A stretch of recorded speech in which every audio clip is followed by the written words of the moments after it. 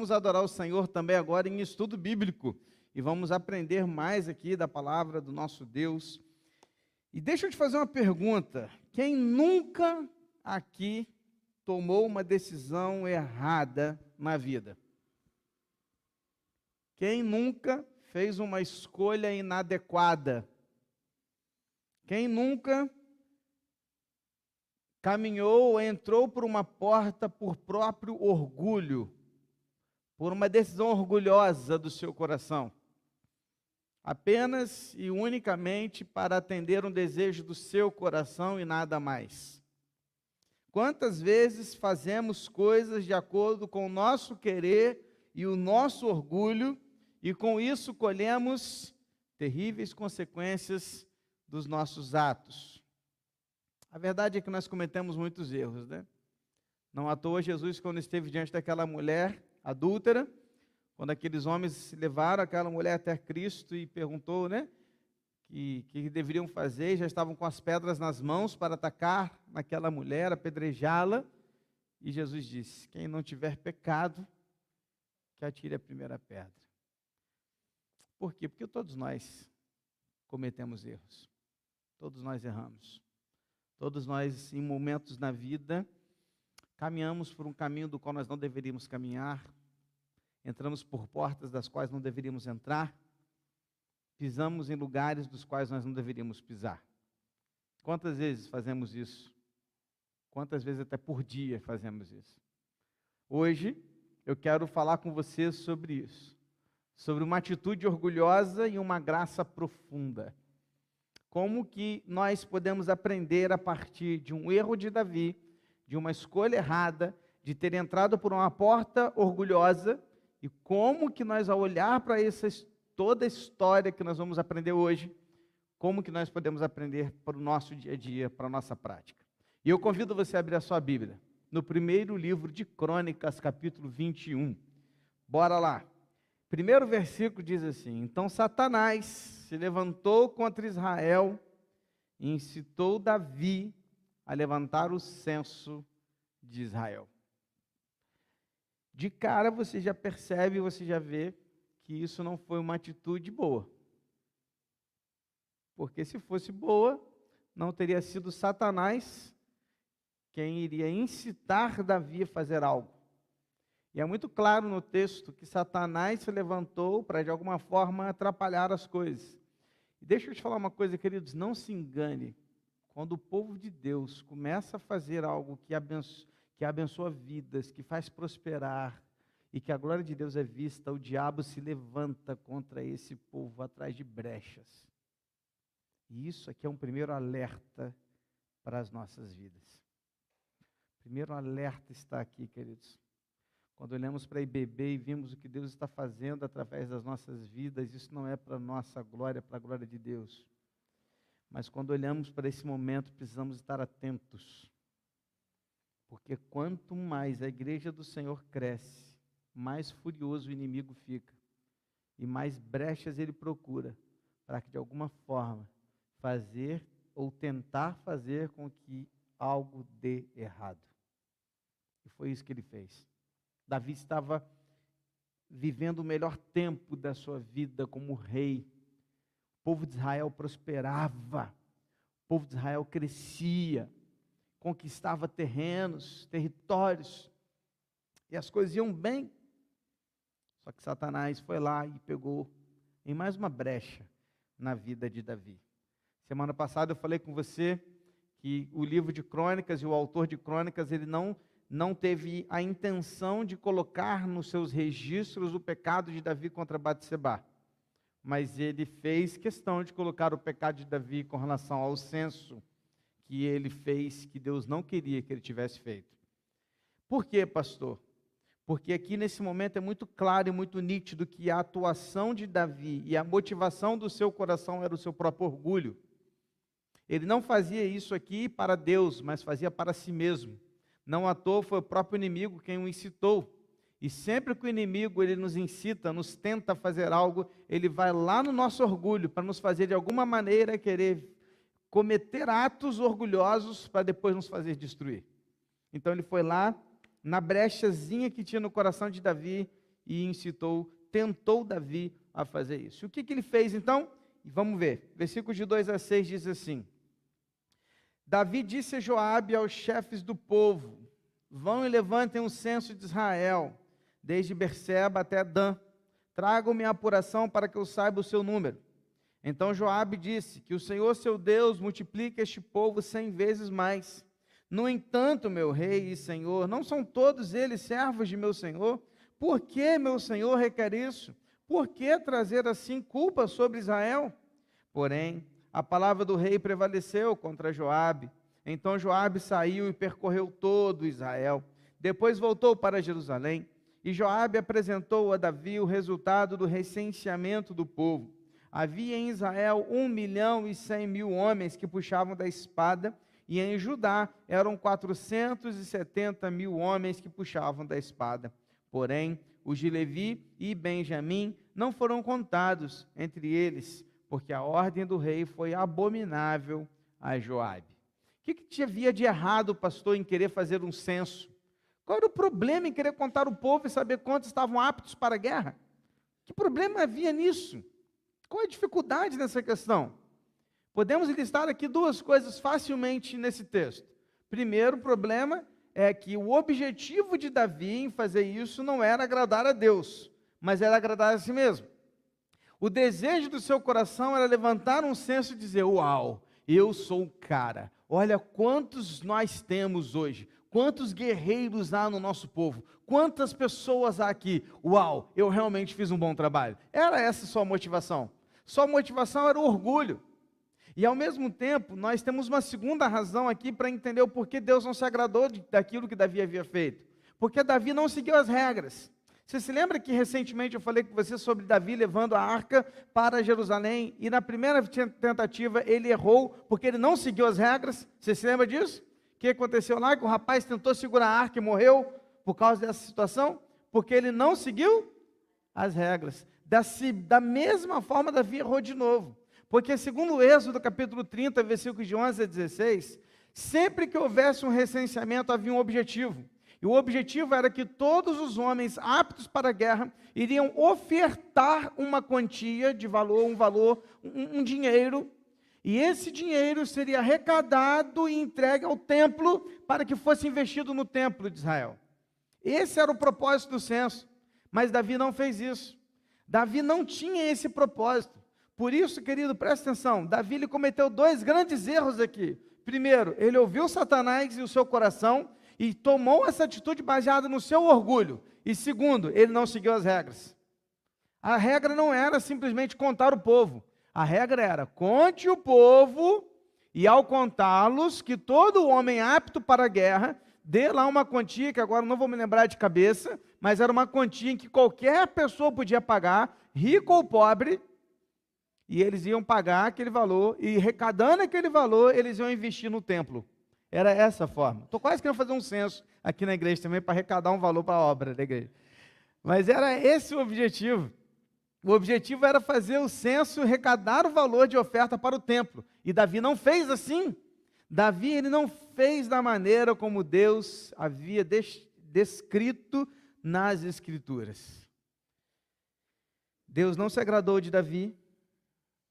Joabe tentou alertá-lo, falou: Davi, não faz isso, Davi. Por que isso, Davi? Mas ele insistiu em fazer. E durante 9 meses e 20 dias, Joabe saiu por todo Israel, fazendo a contagem dos homens que podiam ir à batalha, ir à guerra. O censo era para isso, para contar quantos homens poderiam desembainhar a espada e lutar. E assim era a contagem daquele povo.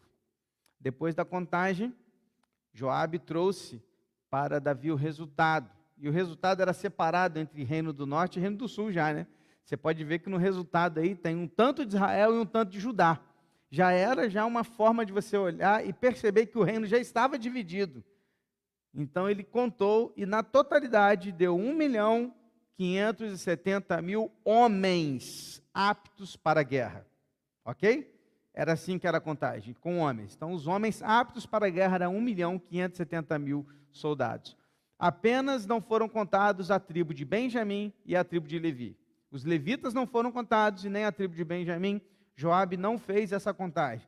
A dos levitas é fácil de entender, os levitas eram uma tribo separada para o trabalho do templo, e Benjamim era uma tribo queridinha, né, digamos assim, era o caçulinha do filho de Jacó, então era queridinho. E Joabe não quis contar a tribo de Benjamim, até porque ela era menor, era pequena, e ele não fez essa contagem. E aí, queridos, a gente começa a perceber o erro que Davi havia cometido. E aí aqui a gente começa, a gente vai começar a tirar as lições aqui para as nossas vidas a partir da próxima leitura. Mas uma coisa que você precisa entender é isso. Primeiro, Davi errou porque ele ouviu Satanás, ouviu o seu coração e não fez segundo as regras.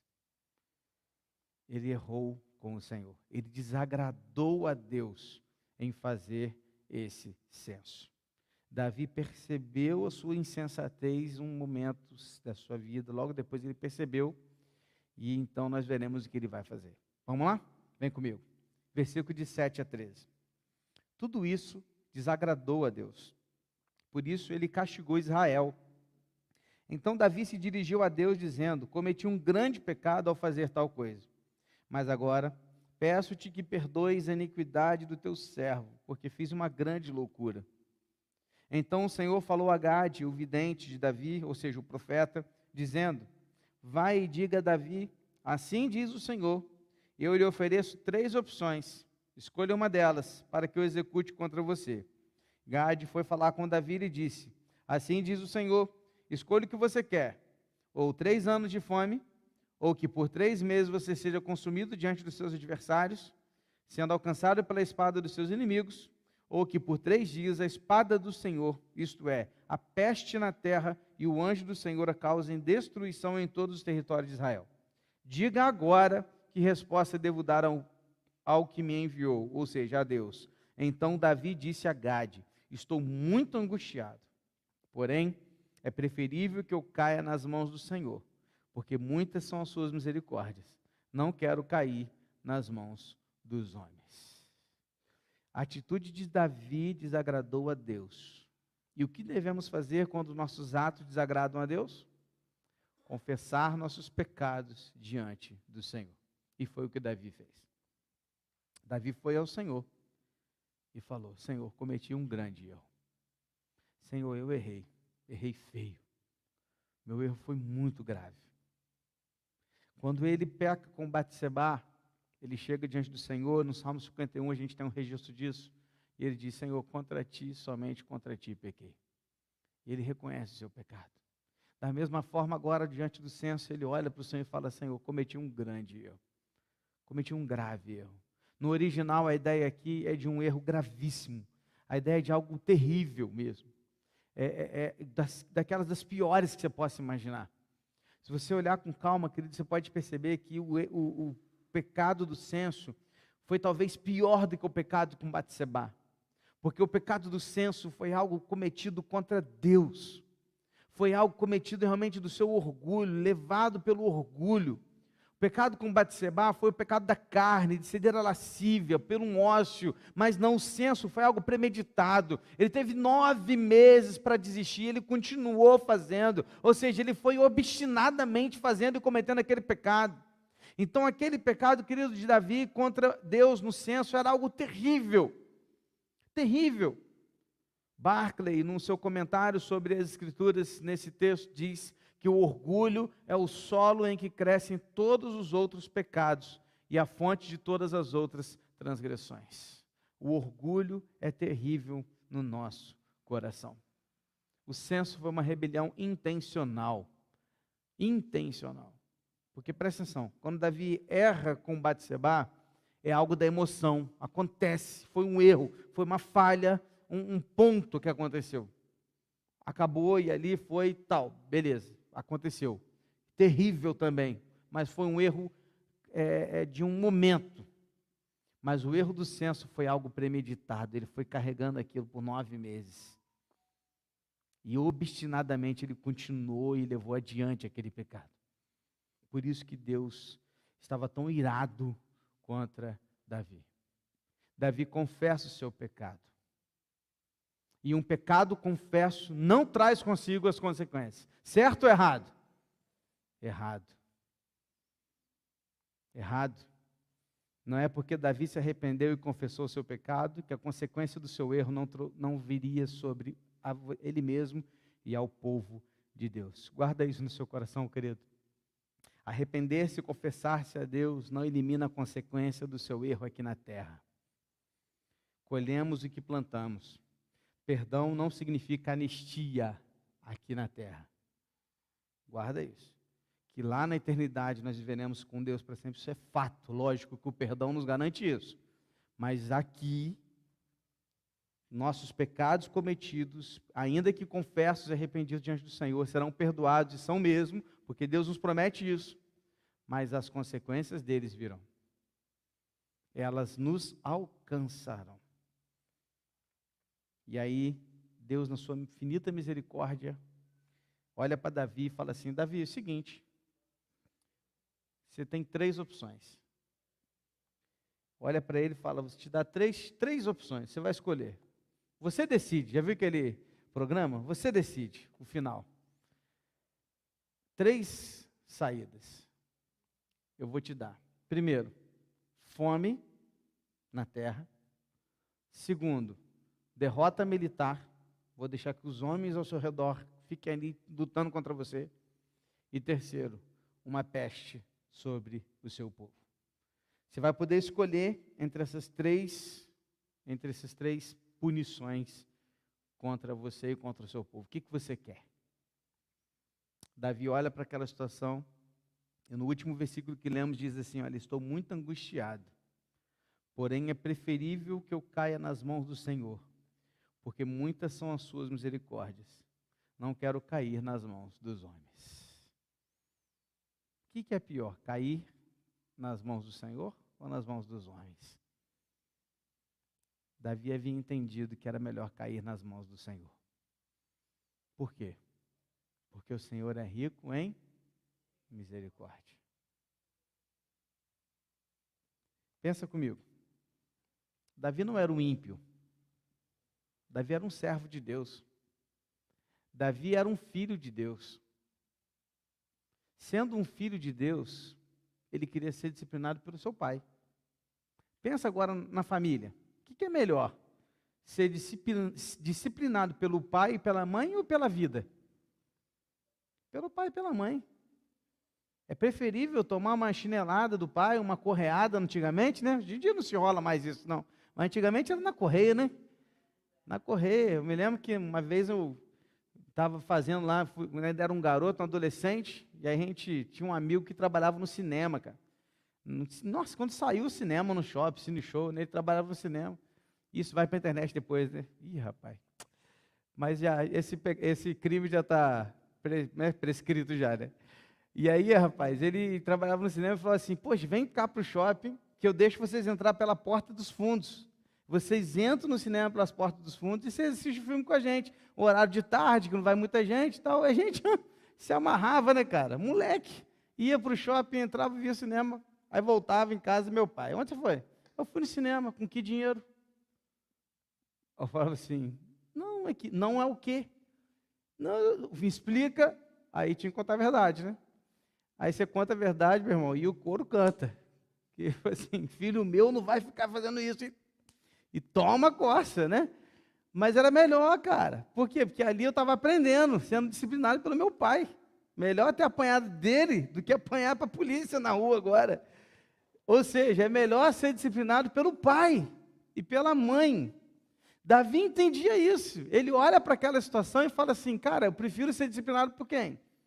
Pelo meu pai celestial ou pelos outros meus inimigos? Os meus inimigos estão doidos para acabar comigo. Estão doidos para me destruir. Uma oportunidade única para enfiar uma espada no meu coração. Não, prefiro cair nas mãos de Deus. E ele pede a terceira opção. A peste, que seria 3 dias sobre Israel. Então ele entendeu que seria melhor ser corrigido por Deus. E assim ele pediu. Como é que foi então? Vamos ver? 14 a 17. Então o Senhor enviou a peste a Israel, e morreram 70.000 homens do povo de Israel. Deus enviou um anjo a Jerusalém para destruir. Quando estava por destruí-la, o Senhor olhou, mudou de ideia quanto a este mal e disse ao anjo destruidor: basta, retire a sua mão. O anjo do Senhor estava junto à eira de Ornã, o jebuseu, e Davi ergueu os olhos e viu o anjo do Senhor que estava entre a terra e o céu, com a espada desembainhada na mão, estendida contra Jerusalém. Então Davi e os anciãos, vestidos de pano de saco, se prostraram com o rosto em terra. E Davi falou para Deus: por acaso não fui eu quem mandou contar o povo? Eu é que pequei e fiz esse mal, mas essas ovelhas o que fizeram? Ah, Senhor, meu Deus, que a tua mão seja contra mim e contra a casa do meu pai, mas não contra o teu povo, para castigá-lo. A peste começou e ela matou 70.000 homens. 70.000 homens foram mortos por causa daquela peste. Talvez a sua pergunta seja: mas pastor, como Deus passou a punir os homens de Israel? 70.000 homens morreram por causa do pecado de Davi. Por que não puniu Davi? Porque se você olhar, querido, agora a gente precisa olhar para os dois textos que são parecidos, que estão contando a mesma história. Lá em 2 Samuel 24, versículo 1, quando conta a mesma história aqui, ele fala que Deus está virado com Israel, não com Davi. A ira de Deus estava sobre o povo. Por quê, pastor? Porque o povo estava fazendo tudo que desagrada a Deus. Quando Davi comete esse pecado e traz ira sobre o povo, ele não está trazendo uma consequência apenas pelo seu erro, mas de todo o povo. Então a punição de Deus veio sobre todo o povo de Israel. E aqueles homens morreram, 70.000 homens morreram por causa daquela praga. Agora é muito interessante, queridos, pensar, porque no texto que a gente leu aqui agora, mostra que Davi, ele viu o anjo do Senhor. Fica imaginando a cena de Davi, ele olhando assim ao horizonte, e entre o céu e a terra, um anjo com uma espada desembainhada, apontando para a cidade de Jerusalém. E quando ele vê aquela imagem, diz o texto que ele e os anciãos se prostram em terra, com roupa de saco, e começam a clamar a Deus, começam a pedir a Deus, e o texto diz que Deus tem misericórdia, e cessa aquele momento, ele manda o anjo parar. Queridos, agora eu queria que você pensasse comigo. Quando Davi pecou com Batseba, e Deus deu a punição, ele falou: seu filho vai morrer. Diz o texto lá atrás, que Davi também ficou em jejum e oração, clamando a Deus para que o filho dele não morresse. E o que Deus fez? Deus não respondeu positivamente à oração de Davi, o filho dele morreu. Agora nós estamos numa outra situação, também de pecado de Davi, e Davi agora está na mesma situação, e ele olha para aquilo, ele agora o que ele faz? Ele clama a Deus de novo. E agora quando ele clama a Deus, Deus responde sim para a sua oração. Ele cessa a punição, ele manda o anjo parar, depois que Davi e todos os anciãos clamaram pelas misericórdias do Senhor. Sabe o que eu aprendo aqui, querido? Não pare de clamar e pedir a Deus, não desista, ainda que a resposta anterior tenha sido não, continue clamando. Esse é o nosso papel é clamar pelas misericórdias do Senhor. O papel do Senhor é decidir se sim ou se não, mas nós devemos continuar clamando a Deus. Quando aquele anjo estava próximo dessa eira, ele então para, a eira de Ornã, e ele para exatamente naquele momento, porque Deus manda, para. Ele parou naquele lugar, naquela situação. E porque ele parou naquele lugar, na eira de Ornã, há um significado aqui que eu quero continuar lendo com você. Vem aí comigo, 18 a 27 agora. Então, o anjo do Senhor disse a Gade que mandasse Davi edificar um altar do Senhor na eira de Ornã, o jebuseu, ou seja, exatamente no lugar onde o anjo parou de lançar peste sobre Israel. Versículo 19, Davi foi segundo a palavra que Gade havia falado em nome do Senhor. Ao voltar-se, Ornã viu o anjo, e os seus 4 filhos que estavam com ele se esconderam. Ora, Ornã estava debulhando o trigo. Quando Davi estava indo ao encontro de Ornã, este olhou e viu Davi, e saindo da eira, se inclinou diante de Davi com o rosto em terra. Davi disse a Ornã: dê-me este lugar da eira, a fim de edificar nele um altar ao Senhor, para que cesse a praga de sobre o povo. Venda-me este lugar pelo seu devido valor. Então Ornã disse a Davi: que o rei, meu senhor, a tome para si e faça dela o que bem quiser. Eis que dou os bois para o holocausto, o debulhador de cereais para a lenha e o trigo para a oferta de cereais. Eu dou tudo. Porém, o rei Davi disse a Ornã: não, eu vou comprar pelo seu inteiro valor porque não tomarei o que é seu para dar ao Senhor, nem oferecerei holocausto que não me custe nada. Então pagou a Ornã aquele lugar 7,2 quilos de ouro. Edificou ali um altar ao Senhor e ofereceu nele holocaustos e sacrifícios pacíficos. E invocou o Senhor, que lhe respondeu com fogo do céu sobre o altar do holocausto. E o Senhor deu ordem ao anjo, e ele meteu a sua espada na bainha. Amém, irmãos? O profeta Gade, enviado por Deus, foi até Davi e falou com ele: ó, tá vendo aquele lugar lá? Lá onde o anjo parou? Você vai lá oferecer sacrifícios a Deus. Davi, prontamente, na mesma hora, fez isso. Foi em direção àquele local. Só que o dono daquele local também viu o anjo. E ele viu o anjo e tudo que estava acontecendo, tanto que os seus 4 filhos se esconderam quando aquilo aconteceu. E ele estava ali trabalhando na sua terra, né, fazendo a questão lá do trigo, amassando e tal. E quando de repente ele olha distante e vê uma caravana chegando, era a caravana do rei. E o rei Davi se aproxima dele, e na hora que o rei se aproxima, ele se curva diante do rei, com respeito, e o rei conta para ele o que ele quer. Ele falou: eu quero sua terra, que eu preciso dessa terra para oferecer a Deus um sacrifício. Através desse sacrifício, Deus vai parar de mandar a praga sobre Israel. E aquele homem, ele olha para o rei e fala assim: rei, é isso que você quer? Está tudo aqui, é seu. A terra é sua, os bois são seus, a lenha é sua, o trigo é seu, tudo é seu, tudo, pode pegar tudo, não precisa pagar nada. Está aqui na sua mão, rei. Pode fazer o que você bem entender. Porém, Davi olha para ele e fala assim: não, de maneira alguma. O que eu vim fazer aqui foi oferecer ao meu Deus um sacrifício, holocausto. E eu não vou dar ao meu Deus aquilo que não me custe nada. Eu vou pagar. Ele pagou por aquela terra. E se você for hoje, é claro que não dá para ter uma comparação de valor, é muito difícil, né? Tempo passado. Mas se você simplesmente pegar essa quantidade de ouro aqui hoje, pelo preço que ele vale hoje seria mais ou menos 2.200.000 reais por aquela terra. E ele pagou 2 milhões pela terra para oferecer ao Senhor um sacrifício. Quando o sacerdote, o profeta ali, oferece o sacrifício ao Senhor naquele lugar, Deus envia fogo dos céus e consome o altar, da mesma forma que ele fez com Elias, naquela história que a gente já conhece bem também. E desce fogo do céu e consome todo o altar. Isso queria dizer, Deus aceitou o sacrifício. E ao aceitar o sacrifício, diz o texto que Deus mandou o anjo guardar a espada na bainha. E ele então coloca a espada novamente, guarda, ou seja, não tem mais peste sobre Israel. A punição está resolvida. A situação está resolvida. Aquele lugar, querido, não era um lugar qualquer. Deus não faz nada por acaso. Aquele lugar era o mesmo lugar quando Abraão uma vez foi levar Isaac para sacrificá-lo. Era naquele lugar. Aquele lugar foi no mesmo lugar que Salomão veio a construir o templo de Israel.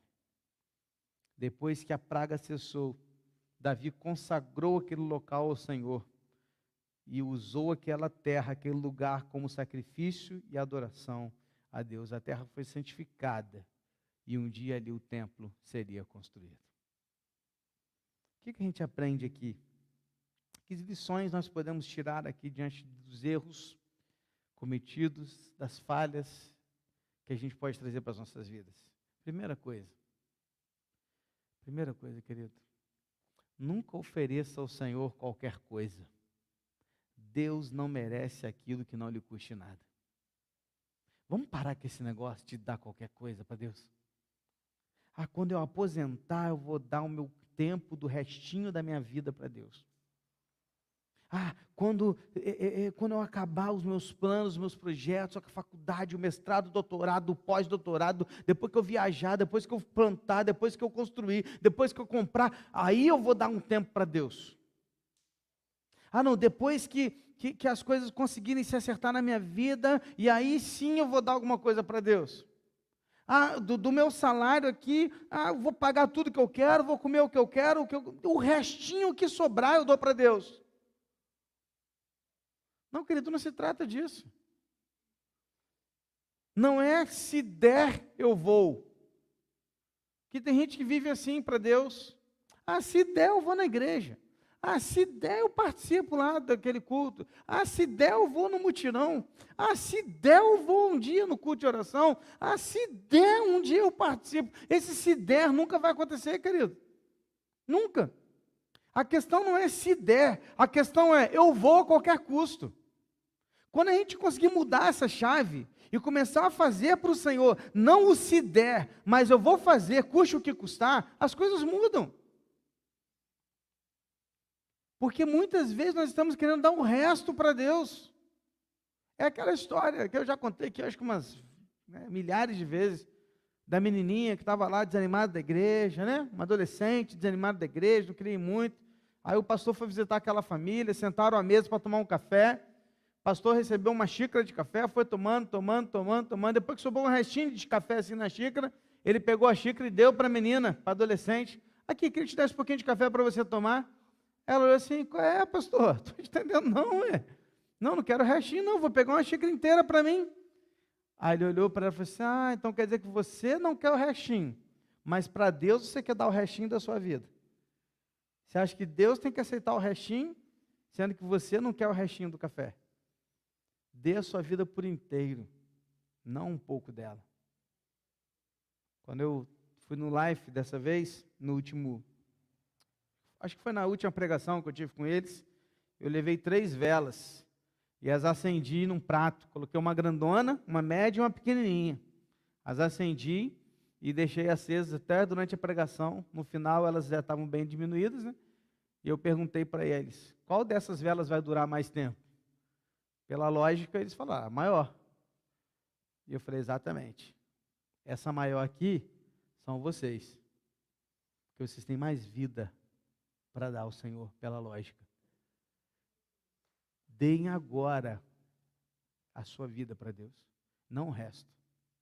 Porque a gente já está nessa daqui, ó, pequenininha, nós já estamos queimando. Daqui a pouco ela apaga. Mas o que você está dando para o Senhor? Tem muita gente que está deixando a vela apagar.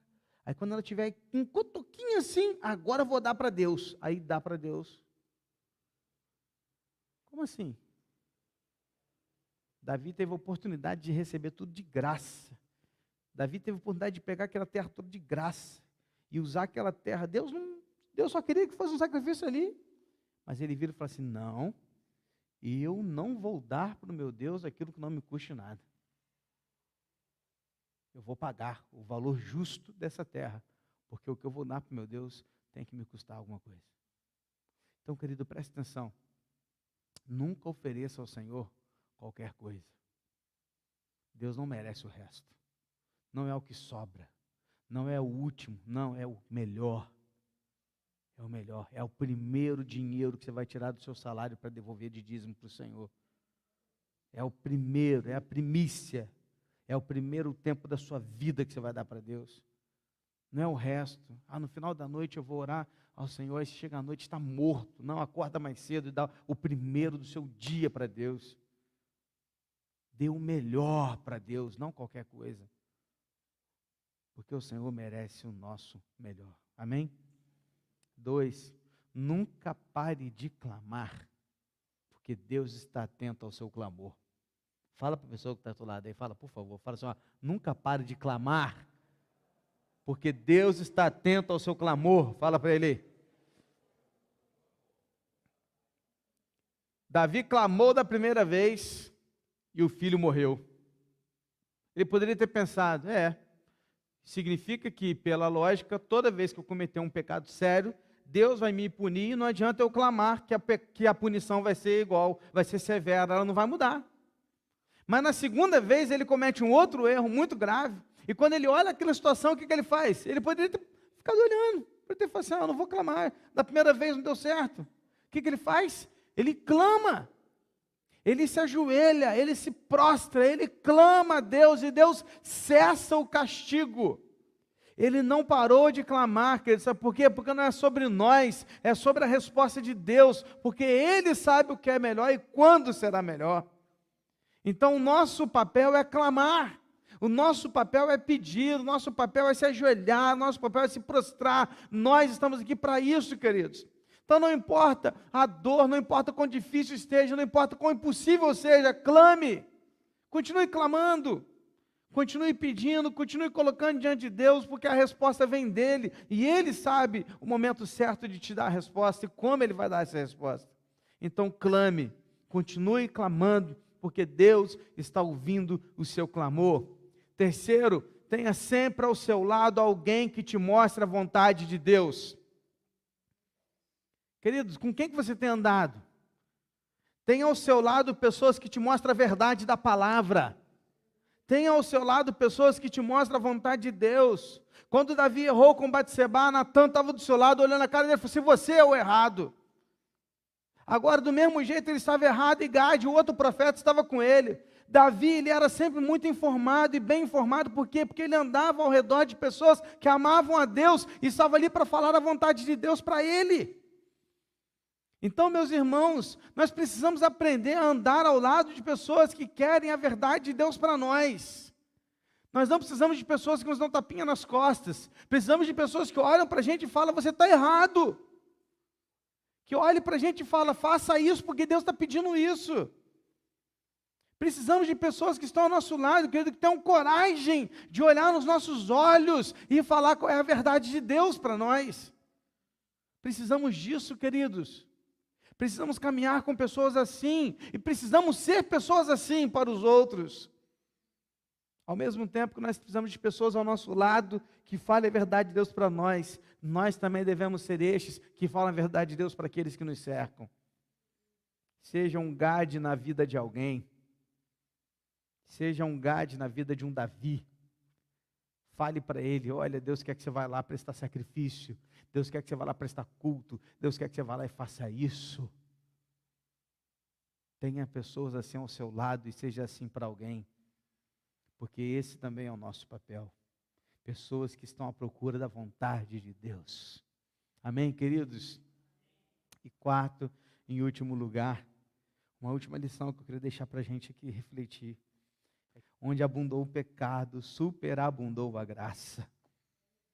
Se eu pedisse para você citar para mim os 2 piores pecados de Davi na vida, o que você me diria? O adultério com Batseba e o censo. Sim ou não? Sim. Você fala assim: quais são os 2 piores erros de Davi? Batseba e o censo. Aí eu olho para isso e eu concordo com você que são os piores erros de Davi. Ao mesmo tempo que eu olho e eu vejo o resultado transformador da graça de Deus na vida de Davi. Aí eu vejo que de Batseba nasceu Salomão, o próximo rei, sucessor do trono de Israel, aquele que construiria o templo de Israel no terreno que Davi comprou para pedir perdão a Deus pelo seu erro no censo. Percebe? Onde abundou o pecado, superabundou a graça. O que Deus fez por Davi certamente não é pretexto para pecarmos, porque Davi pagou caro por esses pecados. Porém, conhecer o que Deus fez por Davi serve de estímulo para buscarmos ao Senhor e confiarmos na sua graça, inclusive nas vezes que a gente cair. Confiar na graça do Senhor. Que Deus misericordioso, porque aonde abundou o pecado, superabundou a graça. Amém, queridos? A questão é que nós não podemos desistir, mesmo quando nós errarmos. Muita gente sai da igreja porque comete um pecado mais sério, ou porque é exposto de alguma maneira, ou porque as coisas saem do seu controle. E ao invés dessas pessoas se apegarem a Deus, essas pessoas se afastam de Deus. Se você conhece alguém assim, querido, seja um Gade na vida dessa pessoa. Chegue até ela e fale: arrependa-se, porque Deus quer você de volta. Deus tem um plano para a sua vida. confesse o seu pecado, volte para Deus. Deus tem algo para você. Porque aonde abundou o pecado, superabundou a graça. Amém? Feche seus olhos, querido. Vamos orar ao Senhor. Talvez você esteja aqui nessa noite, talvez de alguma forma você esteja aflito por alguma questão da vida, ou pessoal sua, ou algo da sua família. Talvez você esteja aflito com o seu coração atordoado. Eu quero pedir a você que nessa noite você clame ao Senhor. Assim como Davi fez, clame ao Senhor. Peça a Ele. Peça a Ele para trazer graça sobre essa situação, trazer graça sobre esta vida, trazer solução onde talvez você não veja mais saída. Peça a Deus, porque Ele pode transformar, Ele pode mudar. Ele usou esses 2 grandes erros de Davi, transformou isso em glória para Ele. E Ele pode fazer o mesmo na sua vida, na sua família e na vida daqueles que te cercam. Peça a Deus para que hoje você seja um Gade na vida de alguém. Para que você olhe para aquela pessoa e diga: ei, para, arrependa-se, volte atrás e faça o que é certo. Porque Deus quer isso de você. Não dê qualquer coisa ao Senhor, querido. Dê o seu melhor. Pai, obrigado pela Tua palavra. Obrigado porque quando a gente lê a Tua Escritura, quanto mais a gente lê, mais a gente aprende. Obrigado, Deus, porque quantos ensinos a gente pode tirar aqui para as nossas vidas, depois de poder expor as Escrituras de uma forma muito singela, olhando para o passado, aprendendo do contexto, interpretando esse contexto e agora aplicando para nossas vidas. Ajuda-nos, Deus, a aprender diante de todo esse erro de Davi, de toda essa situação, Deus, que assolou o seu coração, assolou o seu povo, Pai. E quando a gente olha para tudo isso, a gente vê muito a mão do Senhor cuidando de todas as coisas. Ó Deus, perdoa-nos, porque tantas vezes fazemos como Davi, entramos por portas do orgulho, Senhor. Fazemos e tomamos decisões baseadas no nosso orgulho, no nosso coração, incentivados e tentados pelo inimigo, quando muitas vezes ele quer apenas uma brecha, e a gente cede, Deus, a essa brecha. Perdoa a gente, Pai. Perdoa-nos e ajuda-nos a corrigir o que precisa ser corrigido. Ajuda-nos, Deus, a fazer diferente, a fazer algo novo, porque sabemos que nós não podemos mudar o passado, sabemos que nós não podemos começar de novo lá atrás, mas nós podemos mudar o futuro, tomando uma atitude diferente hoje, nós podemos sim mudar daqui para frente.